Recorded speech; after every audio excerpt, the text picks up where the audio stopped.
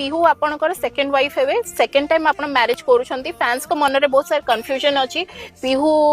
को केमती कोन बाहा होछंती कोन नै बहुत सारे कंफ्यूजन अछि सोशल मीडिया रे गुजब प्रचार होछि कोन सत्य कोन मिछ आपण को मान को मुहर होई सुनले आमे माने फैंस माने क्लियर हे जिबे कि एक्चुअली जिंसटा कोन ड्यूरिंग लॉकडाउन 2022 एंड रे 2020 रे सेपरेट हे जी सो डिवोर्स मोर ऑलरेडी हे जी से time she came into my life 2023 रे ओके तो बहुत लोगों को लगे कि she is the reason behind my separation but that's not the truth first of all and I came into his life in a very organic way माने केबे एमती किछि हेई नि माने he was single that time and मते एमिति feel हेलानी कोटे भी जे मते किछि प्रॉब्लम अछि या फिर मु प्रॉब्लम्स फेस करिवि because he is separated already नीचे नहीं भी जिंसटा माने